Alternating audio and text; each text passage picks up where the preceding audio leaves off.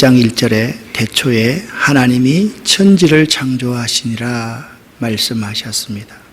오늘 본문인 시편 24편 1절부터 2절에 의하면 땅과 그 안에 있는 모든 것이 여호와의 것입니다.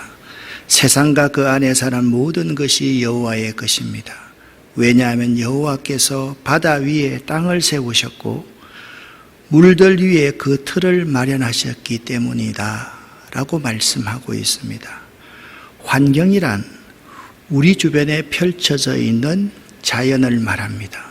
그중 우리가 주로 쓰는 의미는 물, 공기, 토양 등 생물의 생명과 밀접한 관련이 되어 있는 것을 환경이라 그렇게 말을 합니다.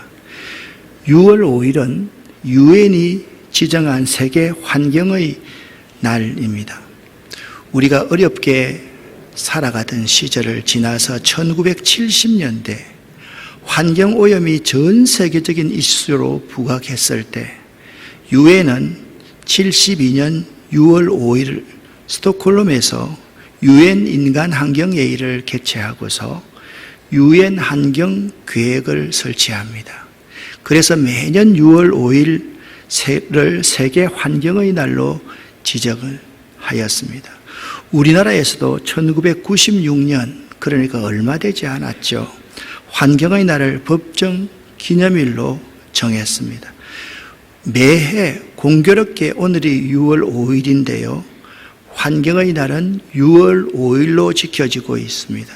여러분, 환경 이슈 가운데 1.5도씨라는 말을 들어보셨습니까? 세상에 있는 모든 것은 열이 있습니다. 열이 있다라는 것은 생명이 있다라는 의미입니다. 그러니까 지구도 생명체라는 말이죠. 사람의 평균 정상 체온은 36도 5도씨입니다. 만약 우리의 체온이 1.5도씨 오른다면 어떻게 될까요? 건강에 적신호가 오지 않겠습니까? 사람의 체온이 1.5도씨 오른다면 38도는 고열의 기준이 되는 것입니다. 그렇다면 지구의 온도가 1.5도씨 오른다면 어떻게 될까요? 생명체인 지구도 사람과 같이 고열의 상태가 되고 지구가 제대로 작동하지 못하는 그러한 생명체가 될 것이기 때문입니다. 그런데 놀라지 마십시오. 지구의 온도는 이미 100년 전보다 1도씨가 올라가 버렸어요. 지구의 온도는 계속해서 상승되어져 가고 있습니다. 그러니까 이제 0.5도씨가 남아있는 것입니다. 지구의 온도가 이렇게 오른 이유는 온실가스가 그 원인입니다. 이 온실가스라는 것은요, 지구 표면에서 나오는 에너지가 공기 중에 있는 수증기와 이산화탄소 등에 흡수되어서 대기권 밖으로 빠져나가지 못하도록 막는 가스, 이 가스가 온실처럼 온실 효과를 나타낸다라는 것입니다. 그러니까 온실가스는 지구 대기를 오염시켜서 온실 효과를 일으키는 가스인 것입니다. 온실가스의 종류는 다음과 같습니다. 화석연료를 사용하면 이산화탄소가 나오고요, 농업, 축산에서는 메탄가스가 나오고, 냉매에서는 수소불화탄소가 나오고요, 비료를 사용하면 아산화질소, 산업공정 중 세정제, 전련체 등에서는 금불화탄소와 옥불화학이 나옵니다. 위에 6가지의 것들이 지구 온도를 끌어올리는 것들입니다. 이 모두가 우리들의 편리함을 위해서 사용하는, 먹기 위해서 제조하는 것들입니다. 마음 같아서는 사용하지 않았으면 참 좋겠지만 여기서 사용하지 않을 수 있는 것들은 아무것도 없습니다. 이것이 문제입니다. 여러 온실가스 중 지구 온도 상승에 가장 큰 영향을 주는 것이 있습니다. 그것이 무언가 하면 이산화탄소입니다. 얼마만큼 결정적인 영향을 주느냐? 거의 88.6%, 90% 정도의 영향을 바로 이산화탄소가 주고 있습니다. 이산화탄소의 발생의 주 원인은 사람들로부터 나옵니다. 그러면 쉽게 생각하면 온실가스 배출량을 줄이기 위해서는 에너지를 절약하고 친환경 상품들을 이용해야만 되지 않습니까? 라고 말을 합니다. 그런데 여러분, 에너지 절약이 잘 됩니까? 우리의 경제적인 사정이 친환경 용품만 사용할 수 있을 정도로 넉넉하지 않지 않습니까? 이산화탄소가 배출되는 화석연료 대신에 태양열, 수력, 지열 등의 신재생 에너지를 사용하면 지구온난화를 어느 일정한 부분 더 연장할 수가 있을 것입니다. 그러나 이러한 것을 설치하는데도 서민들은 그렇게 비용이 만만치 않게 들기 때문에 용이하지가 않습니다. 그러기에 우리는 그냥 되는 대로 이산화탄소를 배출하는 것들 나 하나쯤 어쩌려고 하면서 사용하고 있습니다. 그런데 기후위기로 말미암아서 우리들에게 닥쳐올 피해들, 기상이변은 매우 심각합니다. 기후위기로 맞이하는 더 크게 맞이할 우리들의 피해는 아마 어마어마할 것입니다. 이제 홍수도 그 임계점을 넘어선 것 같습니다. 가뭄도, 그리고 이제는 태풍을 넘어서 초강력 허리케인이 이 지구상 곳곳을 허물어뜨리고 있습니다. 지금 우리에게도 그러한 징조들이 나타나고 있는 것입니다. 이것은 성경이 말씀하고 있는 그대로입니다. 사도 바울은 로마서 8장 22절에 이렇게 말씀하고 있습니다. 피조물이 이제까지 함께 탄식하며 함께 고통을 겪고 있는 것을 우리가 아느니라 라고 말씀하고 있습니다. 그러니까 우리의 이기심, 우리의 죄로 말미암아 지금 피조세계가 고통을 겪고 신음하고 있는 것입니다. 사랑하는 여러분, 여러분의 마음과 귀를 열고 그대 탄식하는 피조세계의 신음소리를 한번 들어보시기를 바랍니다. 이대로 놓아두면 우리 모두는 다 공멸할 수밖에 없다는 점을 알아야만 합니다. 이제 우리들이 믿는 자로서 환경운동에 대한 바른 이해를 가질 때가 되었습니다. 말씀드렸듯이 환경이란 무엇이었습니까? 우리 주변에 펼쳐져 있는 자연을 환경이라고 한다라고 정의했습니다. 그러니까 아름다운 자연을, 이 환경을 누릴 수 있게끔 하나님께서 창조하신 것입니다. 그런데 더 나아가서 환경이란 우리가 주로 물, 공기, 토양 등 생명체들과 밀접한 관계가 있는 것을 의미한다고 말씀드렸지 않습니까? 사실 우리 사람도 자연의 일부분이지 않습니까? 하나님이 흙으로 사람을 만드셨습니다. 우리 몸의 70%가 물입니다. 그리고 사람이 호흡하지 않으면 살 수가 없습니다. 여기 물과 대기와 흙이 있습니다. 이것들을 잘 가꾸어 가야만 합니다. 이 흙 속에, 물 속에, 그리고 대기 속에 우리의 생명의 근원이 있기 때문에 그렇습니다. 환경운동에는요, 소극적인 환경운동이 있고 적극적인 환경운동이 있습니다. 소극적인 환경운동은 절약하고 아끼고 사용하지 않는 것들 위주입니다. 세수하고 양치질하고 목욕 등을 할 때는 필요한 만큼의 물만 사용하십시오. 우리 젊은이들이 한 번 샤워할 때 사용하는 물이 아프리카 사람들이 40일 동안 사용할 수 있는 물을 한 번에 사용한다라는 것입니다. 여러분 카페에 한번 가보십시오.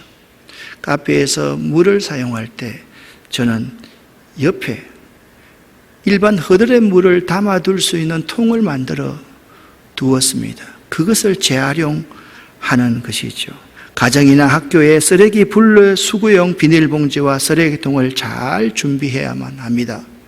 연세 많은 분들뿐만 아니라 광고 전단이나 달력 등을 버리지 말고 메모지로 잘 활용할 수 있어야만 합니다. 우리 교회 카렌더 친환경 용지로 만들어지지 않았습니까? 그거 잘게 부서워서 다시 퇴비장에서 퇴비로 사용하고 있는 것 여러분 아십니까? 이런 것이 소극적인 의미의 환경운동입니다. 그런데 우리 개인이 할 수 있는 환경운동은 두 가지가 있습니다. 문제의 심각성을 인식하고 관심을 갖는 것이 첫 번째입니다.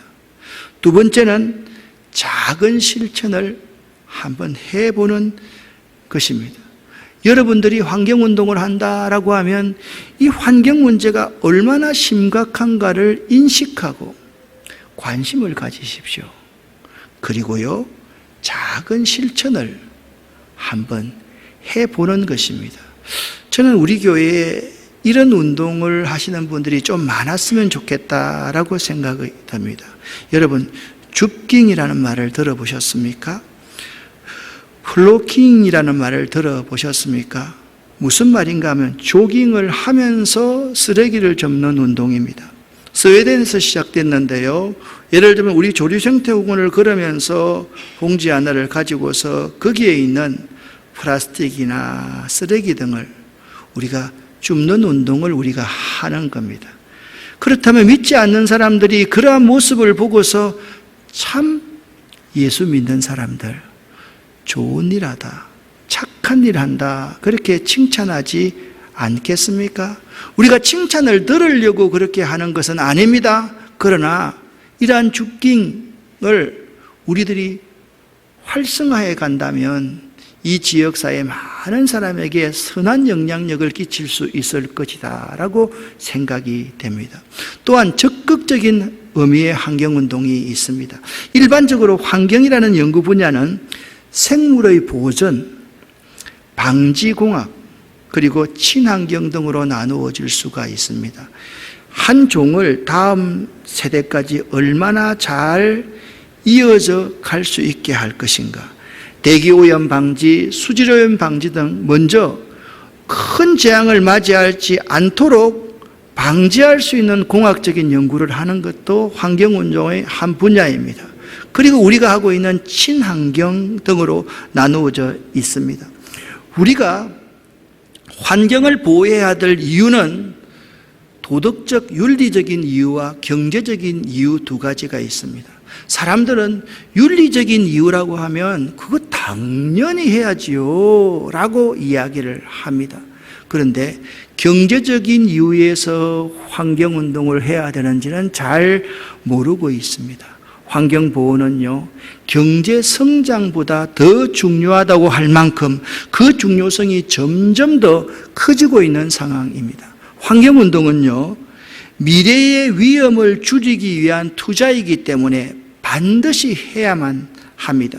이 투자를 현명하게 한다면 미래의 위험이 감소할 뿐만 아니라 미래의 우리 후손들이 돈을 적게 들이고 산업을 할 수가 있게 만듭니다.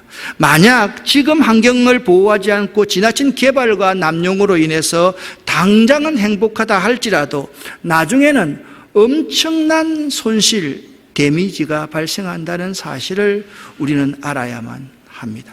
환경운동은 우리에게 가장 중요한 의식 주 중에서 먹는 것뿐만 아니라 생태계와도 밀접한 관련이 있습니다. 예를 들어 농약과 화학비료를 사용하지 않는 유기농업은 토양, 자연을 살립니다. 우리가 유기농업으로 전환하면 토양은 온실가스의 가장 큰 주범인 88.6%를 차지하고 있는 이산화탄소를 효과적으로 흡수하는 효과가 있다라는 것입니다.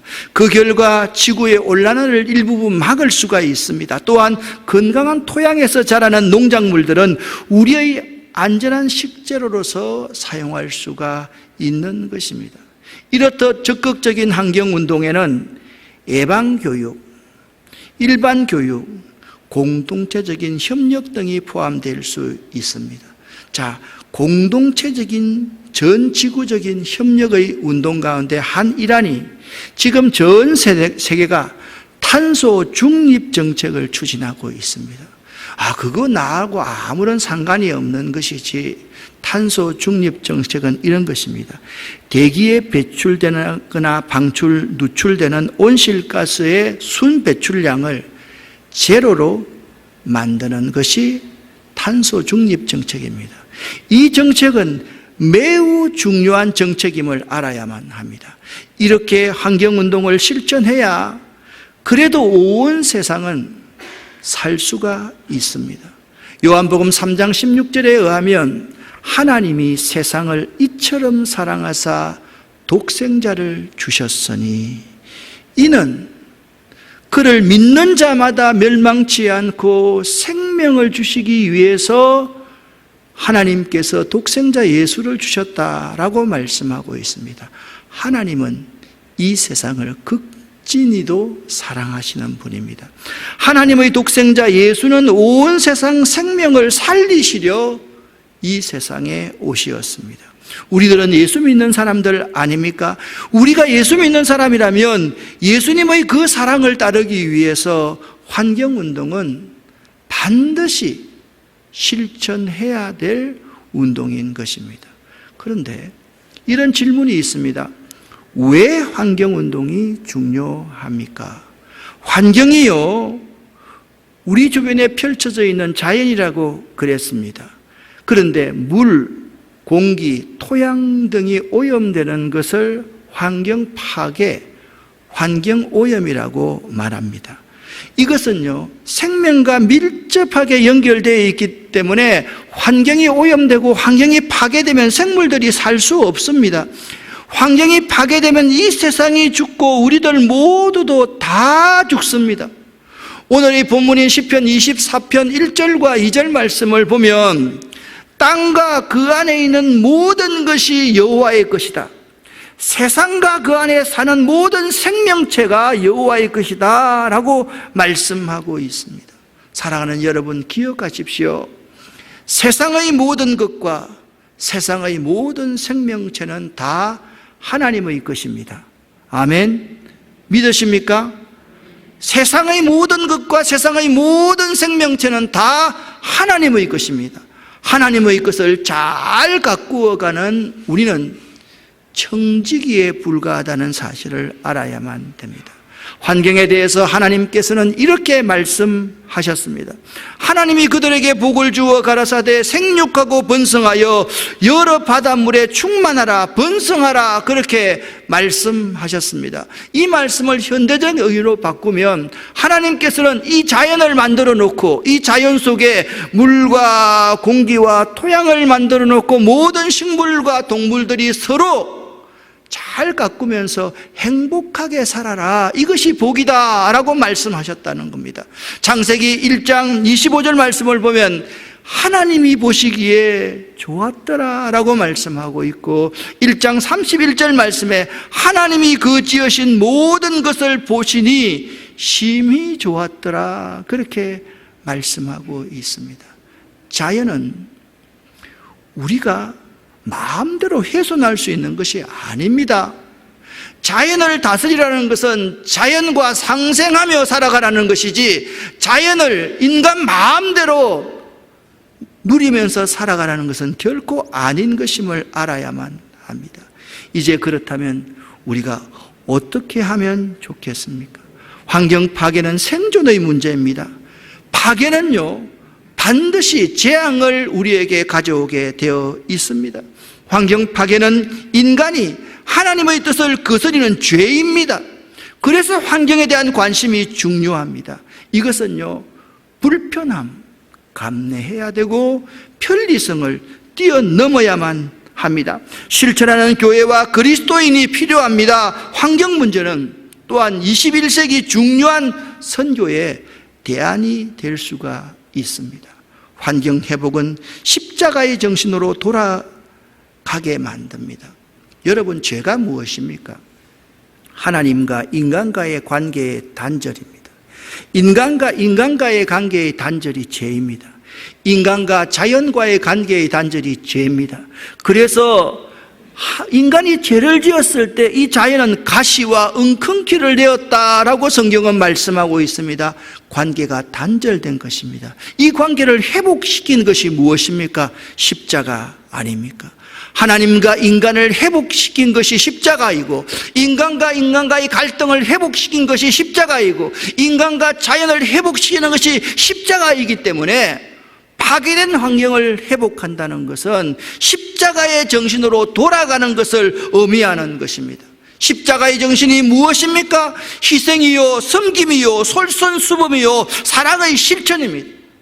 환경운동을 한다는 것은 희생해야 되고 섬겨야 되고 솔선수범할 수 있어야 되고 사랑을 실천하는 것임을 우리는 알아야만 합니다. 이 십자가의 정신을 우리들의 삶 속에 실천하는 그리스도인과 우리 아름다운 교회가 될 수 있기를 예수 이름으로 간절히 축복합니다. 사랑하는 성도 여러분, 미생물은 이 환경운동에 매우 좋은 대안입니다. 간단히 말하면 미생물은 육안으로 보이지 않는 작은 생물을 뜻합니다. 눈에 보이지 않는 생물이라 사실 쉽게 관심을 가지기가 어렵지만 최근 코로나 바이러스로 인한 문제가 발생하면서 많은 사람들이 바이러스나 미생물에 관심을 가지게 되었습니다. 그러므로 미생물은요, 환경 문제에도 대안이 될 수가 있고 하나님 나라 확장에도 대안이 될 수가 있습니다. 미생물은 좋은 선교의 도구가 될 수가 있는 것입니다. 이 책은요, 폴 콜먼이 지은 지구를 걸으며 나무를 심는 사람이라는 책입니다. 이 폴 콜먼이요, 한국의 종교인들에 대해서 이런 말을 했습니다. 한국 종교인은 아파트 전도 이렇게 해보자나 놀라운 아파트 전도 어프로치 같은 책을 써냅니다. 사람들이 아파트에 많이 살게 되니 마땅히 아파트를 찾아가서 종교를 퍼뜨리는 데에 마음을 쏟겠지요. 옳을 수도 있습니다. 그러나 좀 더 근본적인 문제에 마음을 쏟아야 되지 않겠습니까? 그는 이렇게 일갈합니다. 참 대단하구나 싶으면서도 무섭습니다. 사실 참 끔찍하기도 하고요. 우리의 관심의 지평을 좀 더 넓히지 않으면 안 되는 시점에 와 있습니다. 사랑하는 아름다운 교회 성도 여러분, 안티 크리스찬들이 너무 많지 않습니까? 그들에게 다가갈 수 있는 접촉점이 필요합니다. 저는 그것이 환경과 생명운동, 먹거리 운동이라고 생각합니다. 여러분 어떻게 생각하십니까? 아직도 사우동에 가면 여러분이 알지 못하는 많은 사람들이 목사님이 다시 사우동으로 왔으면 좋겠습니다 라고 말을 하는 사람이 있습니다. 우리가 그 계양천을 살려놓았거든요. 지금 계양천이 조금씩 오염되는 모습을 보고 아름다운 교회가, 그리고 목사님이 다시 사우동으로 왔으면 좋겠다라는 사람을 저는 여러 번 만났습니다. 환경운동은, 생명운동은 그들에게 감동을 줄 수 있습니다. 그들이 교회로 올 수 있게 하는 한 가지의 대안이 될 수가 있습니다. 그리고 교회들끼리, 죄송하지만 다른 교회를 말하면 저 교회 목사가 어떻니, 저 교회가 어떻니 하면서 부정적인 말을 하는데, 이제는 교회끼리 경쟁 구도에서 연합 구도로 갈 수 있는 대안이 저는 환경운동, 생명 먹거리 운동이라고 생각을 합니다. 교회가 위기라고들 말을 많이 합니다. 이제 교회의 위기에서 새로운 대안을 제시할 수 있는 교회, 그리스도인이 되어야만 합니다. 현대사회의 특징은 각 나라, 각 마을의 경계가 없어지고 변화의 속도가 빛의 속도보다 더 빠르고 예측이 불가능하다는 것입니다. 어떤 학자는 이렇게 말했습니다. 지금 예측할 수 있는 것은 앞날을 예측할 수 없다는 것이다 라고 이야기를 했습니다. 세상 사람들은 최초가 아니면 이길 수 없다는 말을 공공연하게 이야기를 합니다. 지금 우리들이 살고 있는 세상은 1등 위주의, 힘 위주의 세상입니다. 이제 경쟁에서 2등 전략이 없다고 이 사회에서 말들을 합니다. 그러나 저는 교회가 이렇게 하자는 말은 결코 아닙니다. 혁신을 통한 포스트 무버, 이 컨셉트 전략에 의하면 벤치마킹은 더 이상 바람직한 전략이 아니라 혁신적인 나만의 전략을 수립해야만 한다라고 학자들은 주장하고 있습니다. 그 전략이 환경 문제에 대안을 제시하는 것이라고 저는 확신합니다. 성도 여러분의 협력과 도움이 절실하게 필요합니다. 사랑하는 아름다운 교회 성도 여러분, 이 기이한 환경운동, 생명운동에 여러분이 동력자가 되어 주십시오. 함께 해 주십시오. 그리고 하나님 나라를 함께 세워갈 수 있는 여러분과 저와 우리 아름다운 교회가 될 수 있기를 예수 이름으로 간절히 축원합니다. 기도하겠습니다. 살아계신 하나님 아버지여, 환경운동, 이 생명운동, 물을 소중히 여기고 아끼며 오염시키지 않으며 이 대기의 온실가스를 줄여나가며 우리의 토양을 유기농으로 살려갈 수 있는 저희들이 되기를 원합니다. 하나님, 우리에게 성령을 부어 주시옵소서. 그리하여서 하나님의 뜻을 이 땅에 이루어가는 아름다운 교회와 우리 교인들이 되기를 원합니다. 예수 그리스도 이름으로 축복하옵고 간절히 기도 올립니다. 아멘. 79장을 1절부터 3절까지